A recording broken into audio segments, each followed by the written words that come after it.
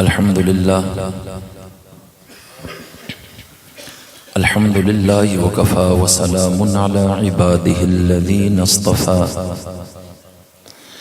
خصوصا على سيد الرسل وخاتم الأنبياء وعلى آله وأصحابه نجوم الهدى وأزواجه وذرياته وبناته وأمته وأهل بيته أجمعين.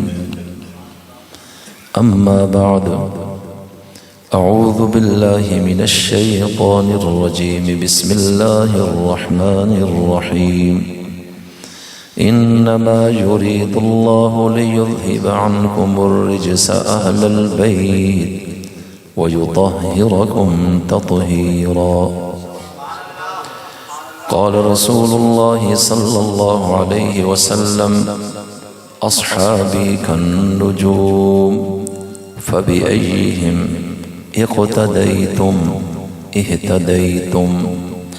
قال رسول الله صلى الله عليه وسلم: مثل أهل بيتي مثل سفينة نوح، من ركبها نجا ومن تخلف عنها غرق، أو كما قال عليه الصلاة والسلام. اللهم صل وسلم على سيدنا محمد صلى الله عليه وعلى آله وأصحابه وبارك وسلم. اللهم صل وسلم على سيدنا خاتم النبيين صلى الله عليهم وعلى نبينا وعلى آله وأصحابه وعلى آله وأصحابه وبارك وسلم. درود شریف پڑھ لیجیے. اللهم صل على محمد وعلى آله وسلم تسلیما. بہت ہی قابل احترام، لائق صد تکریم، ذی احتشام علماء اکرام، برادران اسلام، عزیزان ملت، آج 21 مارچ سن 2023 کو جوراں ضلع چکوال کی عظیم الشان مذہبی، دینی، روحانی کانفرنس میں برادر مکرم پیکر اخلاص محترم جناب عبدالعزیز صاحب کے توسط سے آپ کے سامنے خیالات کے اظہار کا موقع نصیب ہو رہا ہے. میرے ذمے عنوان اہل بیت رضوان اللہ علیہم اجمعین کی فضیلت کا لگایا گیا ہے، اس لیے میری کوشش ہوگی کہ میں اسی عنوان پر آپ کے سامنے چند معروضات گوش گزار کروں، لیکن اس امید کے ساتھ اور اس یقین کے ساتھ کہ آپ جاگ کر بیدار ہو کر میری بات سنیں گے، اور جب بھی میری بات آپ کو سمجھ آئے گی تو بلند آواز سے کیا کہیں گے؟ جزاکم اللہ. دوبارہ بولیے، کیا کہیں گے؟ میرے عزیز دوستو، دو اصطلاحیں آپ ہمیشہ سنتے آئے ہیں.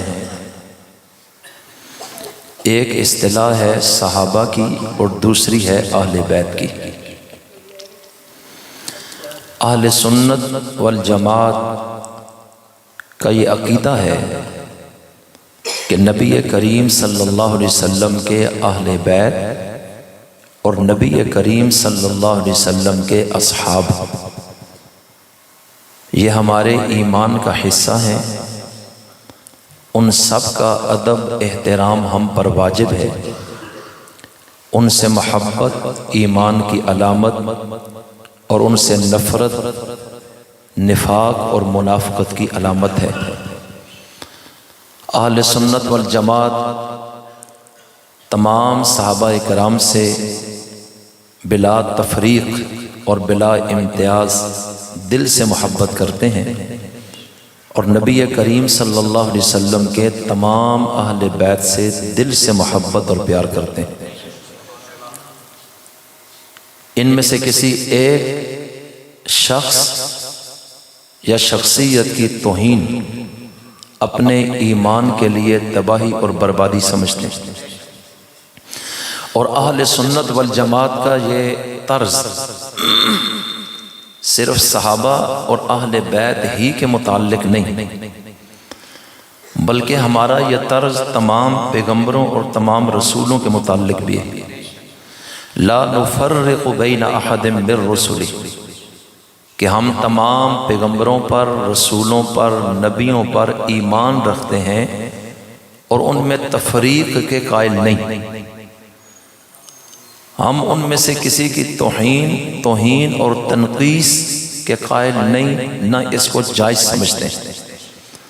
ایمان سب رسولوں پر رکھتے ہیں، ادب تمام پیغمبروں کا کرتے ہیں، احترام حضرت آدم سے لے کے آخری رسول تک ہر ایک کا ہمارے ایمان کا جزو لا ینفک ہے، اور کسی ایک رسول کی توہین بھی ہمارا یہ عقیدہ ہے کہ انسان کو کافر بنا دیتی ہے اور اسلام سے خارج کر دیتی ہے۔ اسی طرح فرشتوں پر جو ہمارا ایمان ہے تو اس میں بھی تمام فرشتوں پر ہم ایمان رکھتے ہیں جیسا ہونا چاہیے، ان کے درمیان بھی تفریق کے ہم قائل نہیں۔ قرآن کریم کے پارہ نمبر 1 کے رکوع نمبر 12 میں اللہ تعالیٰ نے ذکر فرمایا کہ جو یہودی ہیں وہ حضرت جبرائیل سے دشمنی رکھتے ہیں، حضرت جبرائیل کو تسلیم نہیں کرتے، یعنی ان کا ادب احترام نہیں کرتے۔ ان کے دل و دماغ میں یہ بات ہے کہ حضرت جبرائیل ہمارے لیے صحیح نہیں، کہ وہ ہماری چغلیاں آخری رسول کو لگاتے ہیں اور پہنچاتے ہیں ہماری باتیں اور ہمارے راز ان کو بتاتے ہیں۔ تو حضرت جبرائیل کو وہ تسلیم نہیں کرتے، باقی فرشتوں کا وہ احترام کرتے تھے۔ نبی کریم علیہ السلام سے ایک موقع پر انہوں نے پوچھا کہ آپ پر جو فرشتہ وحی لاتا ہے وہ کون ہے؟ اللہ کے رسول نے فرمایا جبرائیل۔ انہوں نے کہا جبرائیل سے ہماری سیٹنگ نہیں ہے، اس کو ہم نہیں مانتے، یہ فرشتہ ہمارے حق میں صحیح نہیں ہے۔ اگر میکائیل آپ پر وحی لاتے وہ بہت اچھا فرشتہ ہے، وہ روزی اور رزق پر مامور ہے، لوگوں کے لیے فائدہ مند ہے، وہ کسی کو نقصان نہیں دیتا، اور جبرائیل سے ہمیں نقصان ہوئے، لہٰذا اگر آپ پر وحی لانے والا فرشتہ میکائیل ہوتا تو ہم آپ کی بات کو مان لیتے، لیکن ہم جبرائیل کو تسلیم نہیں کرتے، اس لیے ہم آپ پر آنے والی وحی کو بھی تسلیم نہیں کرتے۔ اب اللہ تعالیٰ نے اسی رکوع میں یہ فرمایا کہ جو جبرائیل کا دشمن ہے وہ میکائیل کا بھی دشمن ہے، وہ اللہ کا بھی دشمن ہے، اور تمام فرشتوں کا دشمن ہے، اس لیے کہ جبرائیل اپنی مرضی سے نہیں آتا، جبرائیل کو نبی کریم علیہ السلام پر وحی لانے اور پہنچانے کے لیے کس نے حکم دیا؟ بولو بھائی، کس نے دیا؟ تو فرمایا ایک فرشتے پر ایمان نہیں اور باقیوں پر ایمان، یہ تو ایمان نہیں ہے، لہٰذا ایک فرشتے کا انکار یہ تمام فرشتوں کا انکار ہے۔ آج دنیا میں آپ دیکھتے سنتے اور پڑھتے ہیں کہ ڈنمارک میں، فرانس میں، مغرب میں ہمارے پیغمبر کی گستاخیاں ہوتی ہیں، کتابیں چھاپتے ہیں ان کے خلاف، کارٹون بناتے ہیں، بکواسات کرتے ہیں، اور وہ لوگ مسلمان نہیں، وہ یہود و نصارہ ہیں، اور پوری دنیا میں مسلمان رد عمل دے رہا ہوتا ہے۔ لیکن کیا آپ نے کبھی دیکھا اپنے ملکوں میں کہ ان کے رد عمل میں کبھی بھی کسی مسلمان نے، کسی عالم دین نے، اہل سنت والجماعت کے کسی بھی فرد نے ان کی ضد میں آ کر جس نبی اور رسول کی وہ امت ہیں اس کی توہین کی ہو؟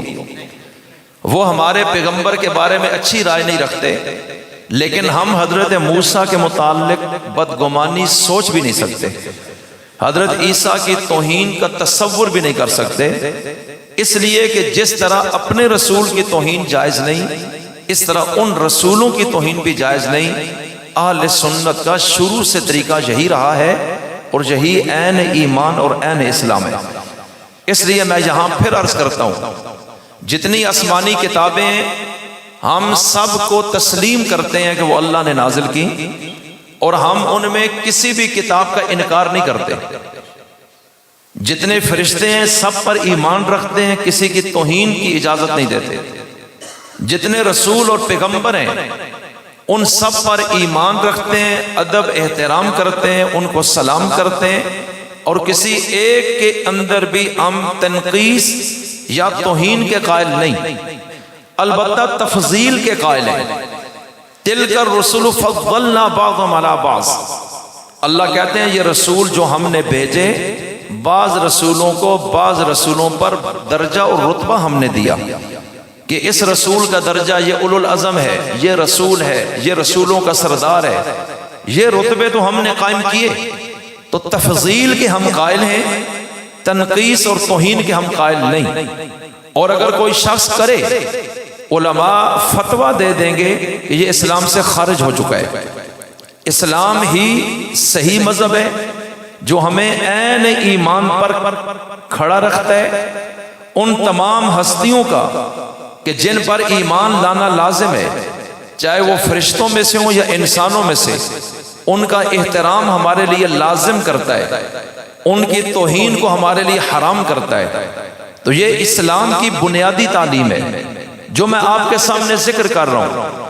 اللہ تعالیٰ نے خود قرآن کریم میں فرمایا لا نفرق بین احد من رسلی، کہ یہ رسول اور ایمان والے یہ ایمان لائے اللہ پر، اس کے فرشتوں پر، اس کے تمام رسولوں پر، اور یہ کہتے ہیں کہ ہم رسولوں کے درمیان تفریق کے قائل نہیں کہ یہ رسول صحیح ہے اور یہ غلط ہے، یا اس کو مانتے ہیں اور اس کو نہیں مانتے۔ اللہ کہتا ہے ایمان والے جتنے بھی ہیں اور یہ آخری رسول بھی جو ایمان لائے ہیں یہ ان تمام پر ایمان لائے ہیں۔ تو بعین ہی یہ چیز جب آگے اس امت میں داخل ہوئی، اب ہمارے لیے کیا ہے؟ پیغمبر کی جماعت ہے، اور اس میں دو قسم کے شخصیات ہیں، دو قسم کے لوگ اور افراد ہیں۔ ایک تو وہ طبقہ ہے جو در والا ہے، گھر کے اندر کا ہے، یعنی گھر والا ہے۔ ایک وہ جو در والا ہے، یعنی باہر سے آئے حضور کی چوکھٹ پہ۔ توجہ رکھیے گا، ہمارا یہ ایمان ہے کہ جو حضور کے گھر کے لوگ ہیں اللہ کے رسول پر ایمان لائے، ہم ان کے اندر بھی تفریق کے قائل نہیں اور کسی ایک کی توہین کے قائل نہیں۔ ہم پیغمبر کی ایک بیٹی کو مان کے تین بیٹیوں کے انکار کی اجازت نہیں دے سکتے۔ ہم پیغمبر کے ایک داماد کو مان کر دو دامادوں کی توہین یا انکار کی اجازت نہیں دے سکتے۔ ہم پیغمبر کی ایک بیوی خدیجہ کی عزت کر کے باقی 10 بیویوں کی توہین کی اجازت نہیں دے سکتے، اس لیے کہ اہل بیت کا نعرہ کوئی لگائے اور ان کے کچھ افراد کو وہ مانے، ان کی فضیلت اور منقبت کا قائل ہو، ان کے نام پہ وہ روئے، ان کے نام پہ جان فدا کرے، ان کے نام پہ پیسہ بھی لٹائے، ان کی محبت کا نعرہ لگائے، اور ان کی تعریف میں زمین آسمان کے قلابے ملائے کہ دیکھنے اور سننے والا یہ سمجھے کہ یہ عاشق ہے پیغمبر کے اہل بیت کا، لیکن جب سارے اہل بیت کا ذکر ہو اس کے ماتھے پہ بال آ جائے، حضرت خدیجہ کا ذکر ہو تو وہ روئے اور اپنی محبت کا اظہار کرے کہ یہ میری ماں ہے، پیغمبر کی بیوی ہیں اور میں ان کو دل سے تسلیم کرتا ہوں۔ لیکن اہل بیت ہی میں سے جب پیغمبر کی بیوی عائشہ صدیقہ کا ذکر آئے اس کو تکلیف ہو جائے، تو یہ ساری باتیں ہمیں واضح کر دیں گی کہ یہ شخص دھوکہ دے رہا ہے، یہ اصل میں اہل بیت کو ماننے والا نہیں، یہ دکھانے کے لیے دنیا کے سامنے کچھ ظاہر کر رہے، اس کے دل میں نفرت ہے۔ اسی طرح صحابہ کے اندر بھی جب وہ تفریق کا قائل ہوگا کہ میں ان کو تو مانتا ہوں اور یہ 5 صحابہ ہیں جن کو میں مانتا ہوں لیکن باقیوں پر میں ایمان صحیح نہیں رکھتا، نعوذ باللہ یہ تو لوگ فلاں فلاں مخلص تھے لیکن یہ اور یہ شخصیات یہ مخلص نہیں ہیں، اس کا مطلب ہے کہ وہ نہ صحابہ پر ایمان رکھتا ہے، نہ اہل بیت مصطفیٰ پہ ایمان رکھتا ہے، نہ وہ بنات رسول کو مانتا ہے، نہ وہ ازواج رسول کو مانتا ہے، نہ وہ رسول کے شاگردوں کو کلی طور پر مانتا ہے یہ صرف ایک دھوکہ ہے جو دنیا کے سامنے وہ شو کر رہے. تو ہم مسلمان ہونے کے ناطے جس طرح تمام رسولوں کا ادب لازم سمجھتے ہیں، تمام فرشتوں پر ایمان لازم سمجھتے ہیں، تمام آسمانی کتابوں پر ایمان لازم سمجھتے ہیں، اسی طرح مسلمان ہونے کے ناطے ہم تمام صحابہ کا ادب لازم سمجھتے ہیں، تمام اہل بیت مصطفیٰ کا ادب لازم سمجھتے ہیں. جن کا یہ عقیدہ ہے وہ ہاتھ کھڑے کریں. میں صحیح بول رہا ہوں یا غلط بول رہا ہوں؟ اب ذرا غور کرنا ہے میری بات پہ. میں نے لفظ بولا اہل بیت کا، کیا بولے؟ سارے بولو. بیت کسے کہتے ہیں؟ اتنا تو پتہ نہیں نا، روٹی کھادی نہیں؟ شاباش، پھر صحیح ہے. اہل بیت کا مطلب ہے گھر والے. کیا مانے؟ بولے میرے ساتھ، کیا مانے؟ آپ بازار میں جا رہے ہیں، آپ کے ساتھ 2 نواسے، 2 پوتے ہیں، 1-2 پوتی ہیں چھوٹی چھوٹی، اور رستے میں کوئی بندہ پوچھتا ہے کہ ملک صاحب کدھر جا رہے ہیں؟ آپ کہتے ہیں بازار. ساتھ کون ہے؟ آپ کہتے ہیں بچے ہیں. کیا بولتے ہیں؟ اب یہ پوتے پوتیاں نواسے ہیں، آپ یہ نہیں کہتے گھر والے. توجہ، آپ کہتے ہیں بچے ہیں. یہ کون ہے جی؟ نواسے ہیں، نواسی، پوتا پوتا. ٹھیک ہے. دوبارہ جب آپ بازار جا رہے ہیں، آپ کے ساتھ 5-6 داماد ہیں. کوئی پوچھتا ہے کدھر جا رہے ہیں؟ جی بازار. ساتھ کون ہے؟ کہتے ہیں جی میرے داماد ہیں. آپ نہیں کہتے میرے گھر والے. توجہ، اب آپ بازار جاتے ہیں، آپ کے ساتھ آپ کی بیوی جا رہی ہے، رستے میں ملا کوئی. ہمارے عرف میں بھی یہ بات ہے، یہ کوئی لمبی چوڑی تحقیق اور دلیل کی بات نہیں. رستے میں کوئی بندہ پوچھتا ہے ملک صاحب کیا حال ہے؟ جی ٹھیک. کدھر؟ جی میں بازار. کون ہے ساتھ؟ کیا کہے گا؟ اوے بولو نا. تو دنیا مانتی ہے کہ گھر والے جب کہے جائیں تو اس سے مراد کون ہوتا ہے؟ بولو نا. بیوی نہ ہو، باقی دائیں بائیں کے افراد ہوں، بیوی کو نکال دو، گھر والوں کا لفظ ہمارے معاشرے میں بھی استعمال نہیں ہوتا.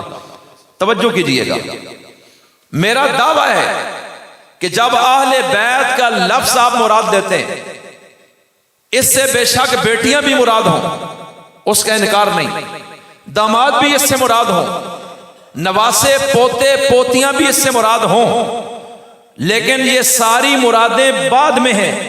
اہل بیت کا مصداق اول بیوی ہوتی ہے. کیا ہوتا ہے؟ کیا ہوتا ہے؟ اب ذرا سنیے، مجھے بتائیں قرآن کریم سچا ہے یا نہیں؟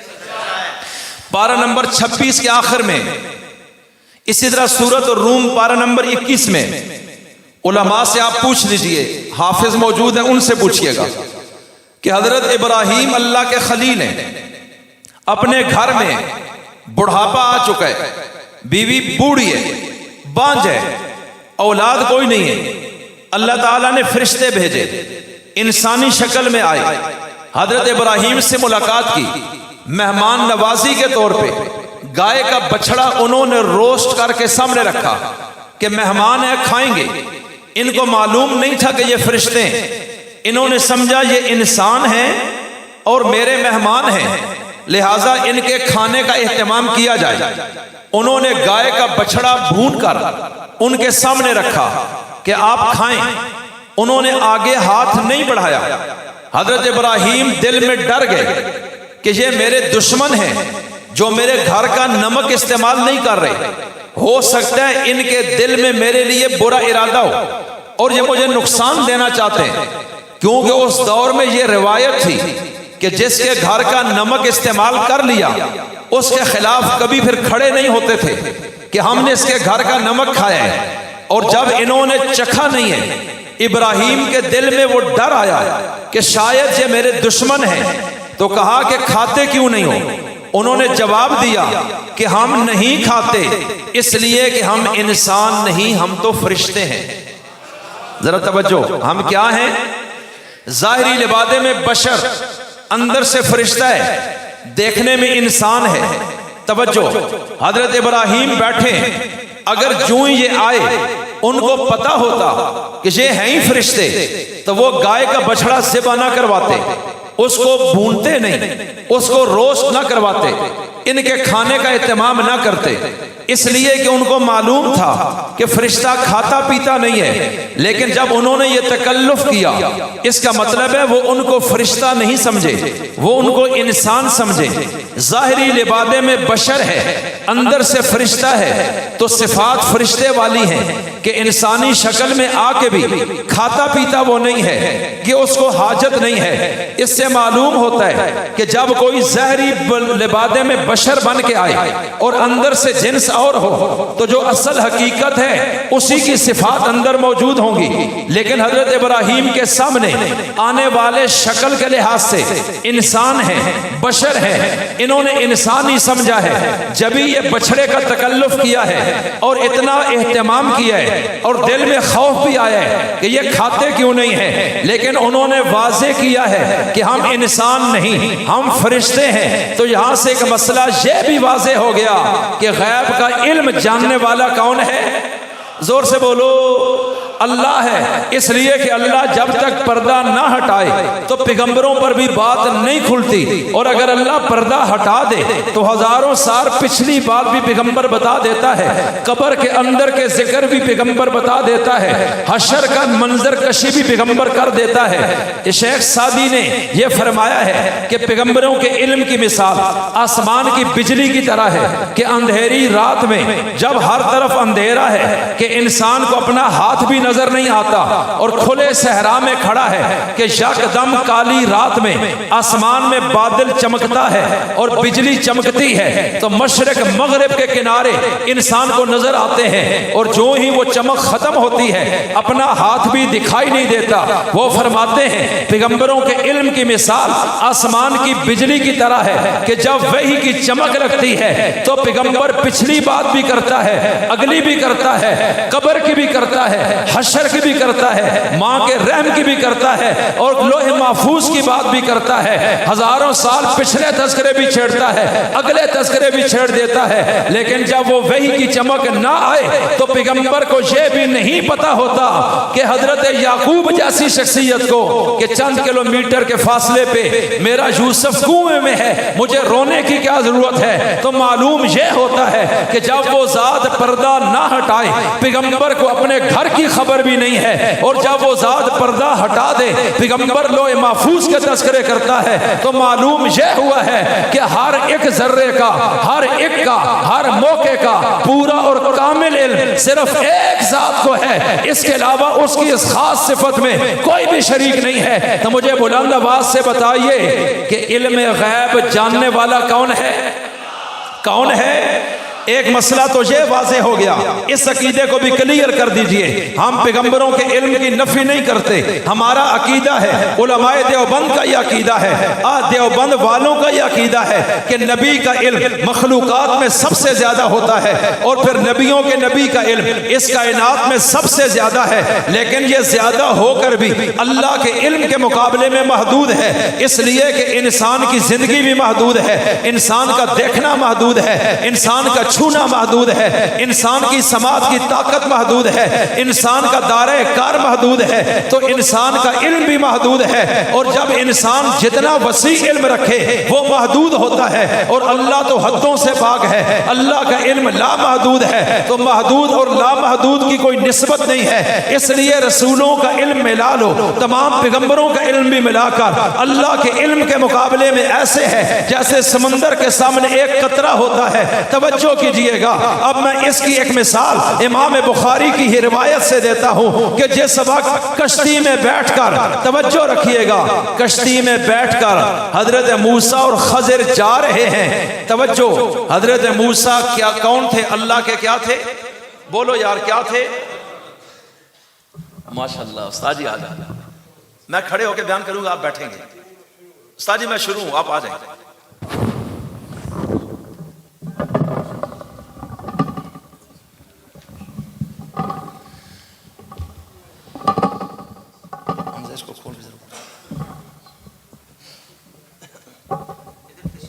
استاد جی ادھر اوپر آپ استاد جی آپ تشریف تھوڑی دیر بس میں کھڑا ہوں۔ 1999 میں نے الحمدللہ استاد جی سے پڑھے، اور یہ انہی کا فیض ہے، اصل بات تو یہ اللہ تعالیٰ حضرت کا سایہ تا دیر ہم سب پر قائم اور دائم فرمائے۔ بھائی میری بات سمجھ آ رہی ہے؟ میں نے کیا بولا ہے؟ زبردست سمجھے ہو ویسے تسی ہیں۔ حضرت اس کو کھولیں ذرا جی، بس اب ٹھیک ہے۔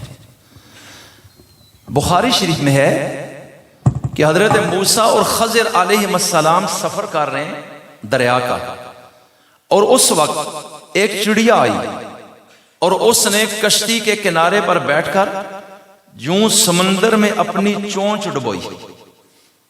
اب اتنا بڑا سمندر ہے اور چڑیا کے منہ میں جو پانی آئے گا وہ کتنا ہوگا؟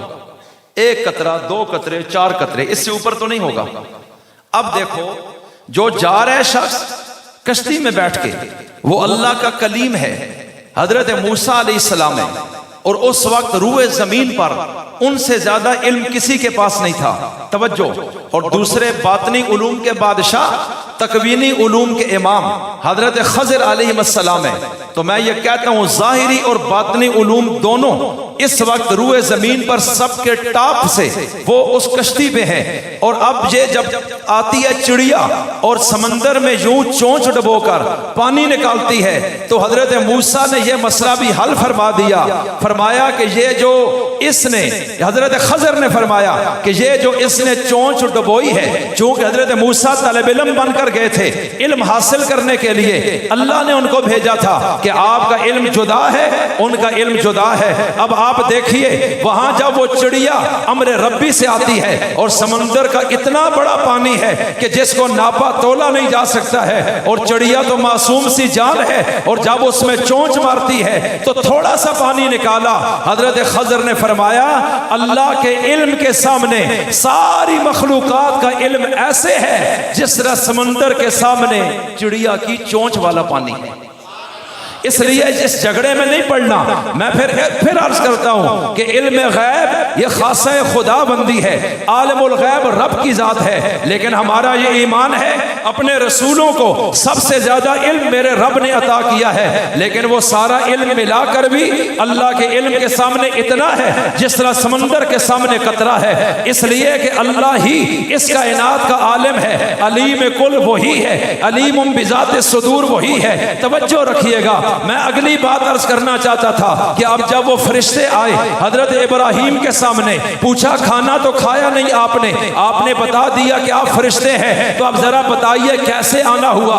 ابراہیم پہ بڑھاپا چل رہا ہے، اولاد ہے کوئی نہیں ہے، بیوی پانچ ہے، عمر رسیدہ ہے، عین اس لمحے یہ فرشتے کہنے لگے ہم آپ کو خوشخبری دینے کے لیے آئے ہیں کہ اللہ آپ کو بیٹا دینے لگا ہے۔ اب جو یہ جملہ بولا تو حضرت ابراہیم کی زوجہ حضرت سارہ یکدم پردے کے پیچھے سے سامنے آ گئی۔ پہلے انہوں نے یہ سمجھا یہ انسان ہے اس لیے پردے میں تھی، جب پتا چلا یہ فرشتے ہیں تو وہ یکدم سامنے آ گئی۔ انہوں نے کہا یہ کیسے ممکن ہے؟ اپنے چہرے پہ ہاتھ لگا کے کہ اس پہ بڑھاپا ہے، جھریاں پڑ گئی ہیں، عمر کا یہ عالم ہو چکا ہے، جوانی گزر گئی ہے، اولاد کا موسم بیت چکا ہے، ابراہیم پہ ذوق طاری ہے، تو ہماری اولاد کیسے ہوگی؟ اب اس وقت جب انہوں نے یہ بولا ایک ابراہیم ہے، ایک ان کی بیوی ہے، اس کے علاوہ تو گھر میں کوئی نہیں ہے، نہ کوئی بیٹا ہے، نہ کوئی بیٹی ہے، نہ کوئی پوتا ہے، نہ کوئی نواسی ہے، نہ کوئی داماد ہے، ابراہیم خلیل اللہ ہے اور ساتھ ان کی زوجہ ہے، اور عمر کا آخری حصہ چل رہا ہے۔ عین اس لمحے انہوں نے جب سنا کہ یہ بیٹے کی خوشخبری دے رہے ہیں تو میرا تو موسم ہی نہیں ہے ولادت کا، اس لیے انہوں نے کہا یہ کیسے ممکن ہے، اور اپنے چہرے پہ ہاتھ لگا کے گویا کہ آثار دکھائے کہ یہ بڑھاپا ہے تو اولاد کہاں سے ہوگی؟ اب یکدم فرشتوں نے کہا اتعجبین من امر اللہ، اور اس میں آگے جا کر فرمایا اہل البیت، کہنے لگے اے اہل بیت، اے نبی کے گھر والوں، کیا تمہیں اللہ کے حکم سے تعجب ہو رہا ہے؟ اللہ نے اپنی رحمتیں تم پہ کر دی ہیں، اسی بڑھاپے کے عالم میں اللہ تمہیں اولاد عطا فرما دے گا۔ اب اس آیت پہ جب غور کریں گے تو وہ انہوں نے کیا کہا؟ سلام علیکم اہل البیت. فرشتوں نے سورہ روم میں ہے, انہوں نے کہا اے اہل بیت ہم تمہیں سلام کرتے ہیں, اللہ پاک بھی ہے, اللہ بزرگ بھی ہے, قابل تعریف بھی ہے, وہ تمہیں اولاد دے گا. اس نے کہہ دیا میں دوں گا. تو میرا استدلال اتنا ہے کہ ابراہیم موجود ہیں اور ان کی بیوی موجود ہے, اور فرشتہ جب بیوی سے بات کرتا ہے تو بیوی کو سلام کرنے سے پہلے کہتا ہے سلام علیکم اہل البیت, اے اہل بیت ہم تمہیں سلام پیش کرتے ہیں. تو قرآن کریم بتا رہا ہے کہ بیوی اہل بیت میں داخل ہے یا خارج ہے؟ زور سے بولو, بیوی شامل ہے یا نہیں ہے؟ اب مجھے بتاؤ میرے نبی کی کتنی بیویاں ہیں؟ کتنی؟ آج ایک کہے کہ میں ایک بیوی کو تو مانتا ہوں, عائشہ صدیقہ کو نہیں مانتا, زینب حفصہ کو نہیں مانتا, ام حبیبہ کو نہیں مانتا, جویریہ کو نہیں مانتا, حضرت سودا کو نہیں مانتا, اور میں حضرت ماریہ قبطیہ کو نہیں مانتا, لیکن ایک بیوی کو مانتا ہوں. 11 ازواج مطہرات میں سے اگر کوئی ایک مان کر 10 کا انکار کرے, ایمان سے بتاؤ وہ اہل بیت کو مانتا ہے یا ان کا منکر ہے؟ زور سے بولو. اب آگے توجہ کیجئے, میرے نبی کی کتنی بیٹی ہیں؟ سب سے بڑی کا نام زینب, اس کے بعد رقیہ, پھر ام کلثوم, پھر جناب فاطمہ الزہرا. آج ڈنڈورا ہے کہ ہم آل بیت کے وارث ہیں. میں نے کہا کیسے؟ کہتے ہیں ہم نبی کی بیٹی فاطمہ کی بات کرتے ہیں اور صحابہ نے زیادتی کی ہے, ان کی وراثت کھا گئے, ان کی خلافت کھا گئے, ان کا حق چھین لیا ہے, اس لیے ہم نبی کے گھر کے ساتھ کھڑے ہیں, ہم باہر والوں کو نہیں مانتے ہیں. میں کہتا ہوں ذرا ٹھہر جائیے. اچھا چلو آپ کو بڑی محبت ہوگی فاطمہ سے, ہمیں بھی محبت ہے, لیکن آپ ان کا رونا رو کے دنیا کو بتا کر اصحاب مصطفیٰ کی گستاخی کر رہے ہیں. یہ دراصل آپ کا وہ مکروہ چہرہ ہے جو علماء واضح کریں گے. اور میں یہ بتانا چاہتا ہوں کہ جب ہم ان سے پوچھتے ہیں آپ بتائیے پیغمبر کی کتنی بیٹیاں ہیں, فاطمہ سے کیوں محبت ہے؟ کہتے ہیں رسول کے دل کا ٹکڑا ہے. تو اسی رسول کے دل کا ٹکڑا زینب بھی ہے, اسی رسول کے دل کا ٹکڑا رقیہ بھی ہے, اسی رسول کے دل کا ٹکڑا ام کلثوم بھی ہے. اگر تمہیں فاطمہ سے پیار ہے تو زینب سے انکار کیوں ہے, رقیہ سے انکار کیوں ہے, اور ام کلثوم سے انکار کیوں ہے؟ تو نبی کی 4 بیٹیوں میں سے 3 کا تم انکار کرتے ہو اور 1 کا اقرار کرتے ہو. تو جب تم 4 میں سے 3 کے منکر ہو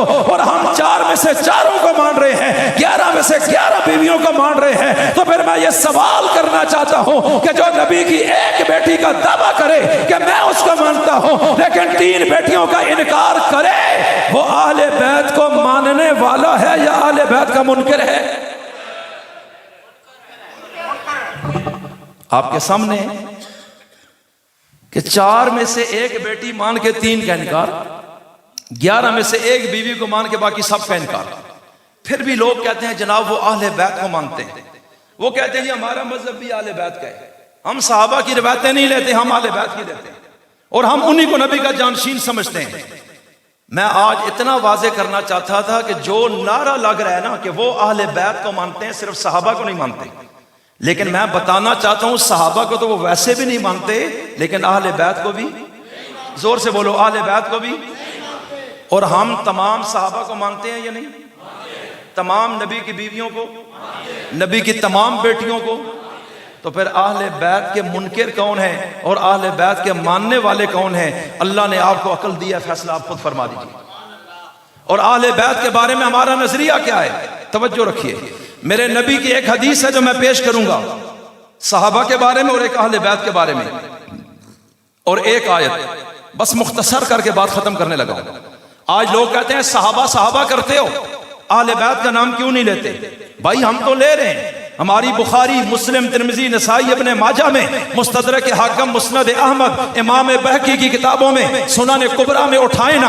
کیا آپ نہیں دیکھتے کہ ابو بکر صدیق کی روایات ہم نے لی ہیں, جناب عمر کی لی ہیں, جناب عثمان کی لی ہیں, تو جناب علی کی بھی لی ہیں, حضرت عائشہ کی روایتیں ہیں, تو پھر باقی ازواج مطہرات کی بھی ہیں, پیغمبر کی بیٹیوں میں سے حضرت فاطمہ کی روایات اہل سنت کی کتابوں میں موجود ہیں, حسن و حسین کی بیان کردہ روایات ہماری کتابوں میں موجود ہیں تو ہم تو صحابہ کی روایات کو بھی لے رہے ہیں, ہم تو آل بیت کی روایات کو بھی لے رہے ہیں, اور آپ یہ کہتے ہیں کہ ہم صحابہ کی روایات کو نہیں لیتے. تم اپنی کتابیں اٹھاؤ, اصول کافی اٹھاؤ, مجھے کسی ایک صحابی کی روایت دکھاؤ. تم تو صحابہ کی روایت کو مانتے ہی نہیں ہو, اور آل بیت کی روایات بھی جب لیتے ہو, حضرت عائشہ کی روایت نہیں ہے تمہارے پاس, حضرت حفصہ کی کوئی روایت نہیں ہے, حضرت جویریہ کی روایت نہیں ہے, حضرت زینب کی روایت نہیں ہے, حضرت سودا کی روایت نہیں ہے. تمہیں تو تکلیف ہے ان تمام باتوں سے, تو میں کیسے تسلیم کر لوں کہ تیرا یہ رونا سچ پر مبنی ہے؟ مجھے یہ رونا لگتا ہے یہ بالکل ایسے ہے جیسے حضرت یوسف کو کنویں میں پھینک کر عشاء کے ٹائم ان کے بھائی آئے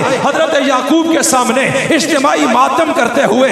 یبکون کا لفظ قرآن نے بولا ہے کہ وہ روتے ہوئے عشاء کے ٹائم آئے ہیں اور یوسف کی محبت کا دعویٰ کر رہے ہیں, اور خود یوسف کو کنویں میں پھینکا ہے اور کہنے لگے بھیڑیا کھا گیا ہے, اور ظاہری دیکھنے والا سمجھتا ہے یہ یوسف سے محبت رکھتا ہے, لیکن حضرت یعقوب بھانپ گئے کہ یہ چکر کر رہے ہیں, اس لیے انہوں نے جملہ بولا ہے واللہ المستعان علی ما تصفون. یہ جو کہانی تم سنا رہے ہو, میں اس مسئلے میں اپنے رب سے مدد مانگتا ہوں. کیا مشکل آ گئی ہے, مدد کرنا اسی کا کام ہے, میں اس کے در کو چھوڑ کے جانے والا نہیں ہوں. تو جس طرح انہوں نے عشاء کے ٹائم آ کر خود زیادتی کر کے بھی اپنے آپ کو مظلوم بنا کر پیش کیا, عاشق بنا کر پیش کیا, اور قرآن کریم نے کہا ہے کہ وہ جھوٹ بول رہے تھے, وہ غلط بیانی کر رہے تھے, یہ سیم آج وہی پوزیشن ہے کہ ازواج مطہرات کا انکار بھی کر رہے ہو, بنات مصطفیٰ کا انکار بھی کر رہے ہو, اور پھر صحابہ کا بھی انکار کر رہے ہو, اور روتے بھی ہو, مارتے بھی ہو کہ ان کو مارا گیا ہے, پیٹا گیا ہے, شہید کیا گیا ہے,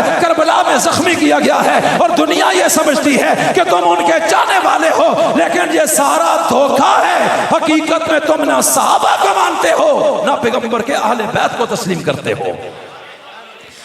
اب ہمارا عقیدہ کیا ہے؟ انما یرید اللہ لیذھب عنکم الرجس اہل البیت. اللہ کہتا ہے اے اہل بیت, اے نبی کے گھر والوں, اللہ ارادہ کرتا ہے, اللہ ارادہ کر چکا ہے. توجہ, اللہ ارادہ کرتا ہے کس بات کا؟ کہ اللہ تمہیں پاک کر دے, ہر گندگی سے تمہیں پاک کر دے, ہر قسم کے گناہ سے اللہ تمہیں پاکیزگی عطا کرنا چاہتا ہے, اور ہر قسم کی گندگی تم سے ہٹانا چاہتا ہے. یہ فیصلہ رب کر چکا ہے, اور قرآن کہتا ہے اذا اراد شیئا ان یقول له کن فیکون, کہ جب ارادہ کر لیتا ہے تو پھر وہ کام ہو جاتا ہے. اللہ کہتا ہے وَيُطَهِّرَكُمْ تَطْهِيرًا, اور یہ فیصلہ کر لیا ہے اندر باہر سے تمہیں پاک اور صاف کر دے گا. تو گویا کہ تم پاک لوگ ہو, نبی کی بیویاں بھی پاک ہیں, نبی کی بیٹیاں بھی پاک ہیں, نبی کا گھرانہ بھی پاک ہے, نبی کے نواسے بھی پاک ہیں, نبی کے داماد بھی پاک ہیں. یہ فیصلہ کر دیا ہے اللہ نے اپنے قرآن میں, اور میرے نبی نے کیا فرمایا ہے اصحابی کالنجوم فبأیہم اقتدیتم اہتدیتم, کہ لوگوں میرے سارے صحابہ آسمان کے ستاروں کی طرح ہے. جس طرح کوئی ستارہ ہدایت سے خالی نہیں, جس طرح کوئی ستارہ روشنی سے خالی نہیں ہے, اس طرح محمد کا کوئی بھی صحابی ہدایت سے خالی نہیں ہے. فرمایا میرے صحابہ ستاروں کی طرح ہے. اس میں کیا بتایا ہے کہ ستارہ زمین پہ نہیں ہوتا, ستارہ آسمان پہ ہوتا ہے. یہ دنیا کے جتنے انسان ہیں یہ مرتبے میں کے لحاظ سے زمین پہ کھڑے ہیں, اور اصحاب مصطفیٰ آسمان کے ستاروں کے مرتبے پہ کھڑے ہیں, اس لیے یہ ان کو نہیں پہنچ سکتے ہیں. اور جس طرح کوئی بھی ستارہ ہے اس کی روشنی اپنی نہیں, وہ روشنی سورج اور چاند سے نکلی ہوئی ہے, کہ چاند نے روشنی سورج سے لی ہے اور ستاروں نے چاند سے لی ہے.